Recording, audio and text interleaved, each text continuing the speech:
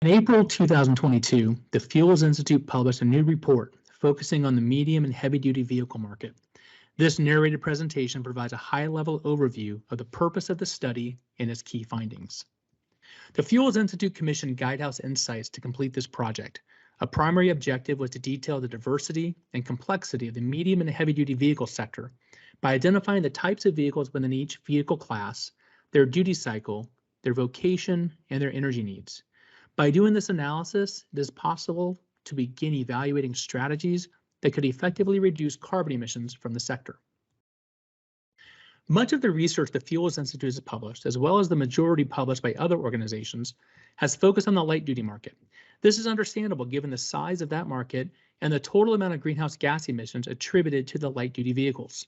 However, some have begun to assert that strategies that have reduced emissions from light-duty vehicles can be transferred to medium and heavy-duty vehicles, and this is not always the case. This sector deserves more focused and strategic consideration of options that will effectively and efficiently reduce emissions. Medium and heavy-duty vehicles comprise only about 5% of all vehicles in operation, but they contribute 30% of all on-road transportation greenhouse gas emissions. There is an opportunity here to have a significant impact on emissions by taking a more focused approach to this sector. The report starts from the understanding the medium and heavy-duty vehicles are unique from the generic light-duty vehicle market. They are designed to serve a more diverse set of customer needs and vary greatly in vehicle type and application or use case. These vehicles are produced in smaller quantities, which complicates the scalability of emissions reduction solutions, and they are prone to significant customization to satisfy specific vocations and end-use applications. This report takes a detailed look at the various elements of the market, breaking the medium and heavy-duty vehicle market into 17 unique vehicle applications. These 17 applications combine to represent 91% of all medium and heavy-duty vehicles in the U.S. and account for 94% of the sector's greenhouse gas emissions. One of the key findings is that vehicle market share does not necessarily translate into an equivalent share of emissions.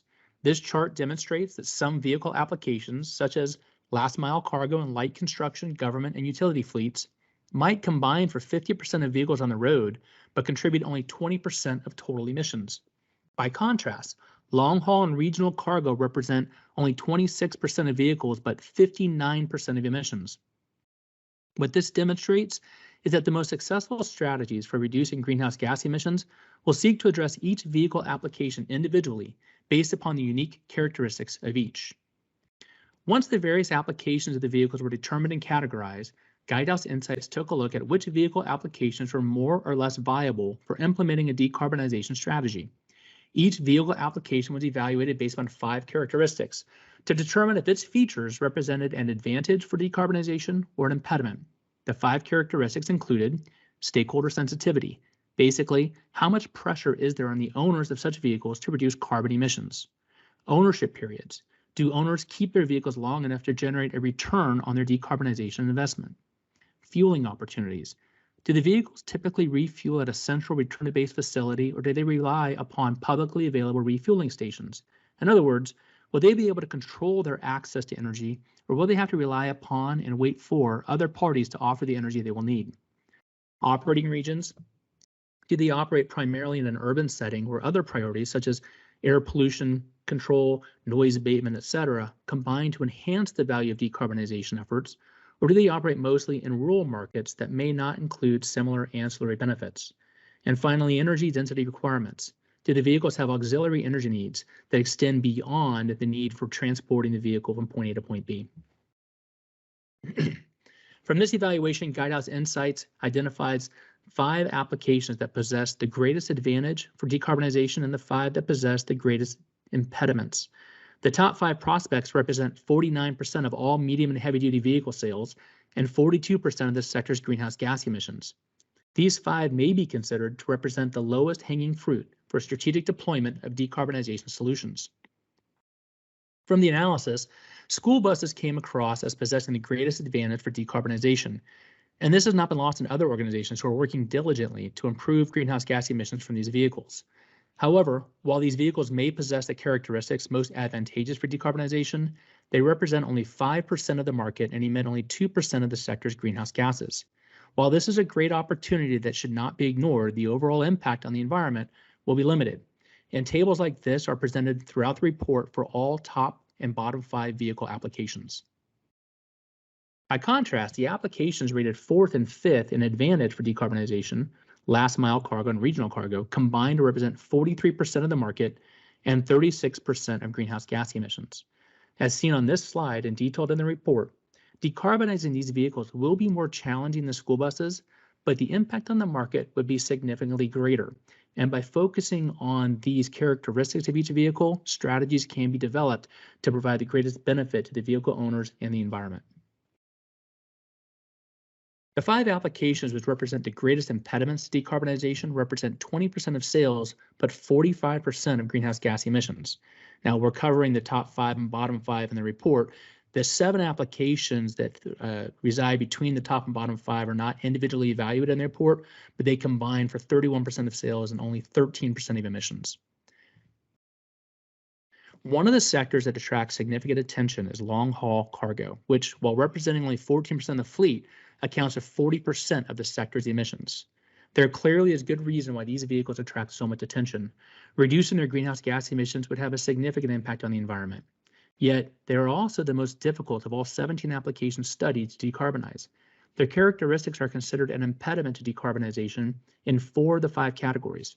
Among the most significant challenges are the short ownership periods, the need for publicly available energy supplies, and the significant energy needs associated with the vehicle's duty cycles.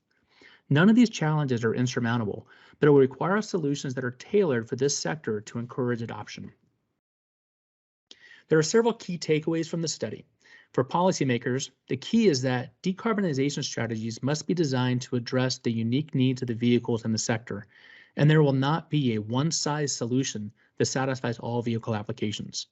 For vehicle owners, there is growing pressure to reduce emissions, from regulations to environment social governance requirements to those requirements imposed by suppliers and customers of the fleet operator, especially considering the SEC's intent to require firms to report Scope 3 emissions. That could get your customers putting additional pressure on vehicle owners to take advantage of decarbonization opportunities. Understanding the viable options for each vehicle class can help vehicle operators reduce emissions in the most cost-effective manner. And for energy providers, there are customers in need of unique solutions, and the pressure for them to take advantage of decarbonization is growing. Now is a great time to engage with your customers to find and implement those solutions. And finally, to reduce carbon emissions from medium and heavy-duty vehicles, future policies must, 1, align objectives and strategies with the unique needs of the vehicles in the market. 2, accelerate the availability of lower carbon fuel options. Waiting for new technology to replace the existing vehicles will not provide benefits in the near term. We need to provide benefits now and going forward. And finally, approach the market holistically. Consider vehicles and energy as an integrated system rather than as separate categories of the market. The full report is available to you at no charge by visiting our website, fuelsinstitute.org. From here, you can access a variety of resources related to the medium and heavy-duty sector. In addition, the Fuels Institute is creating a medium and heavy-duty vehicles committee in order to focus our research on this important sector. If you are interested in getting involved, please contact us. Thank you for listening.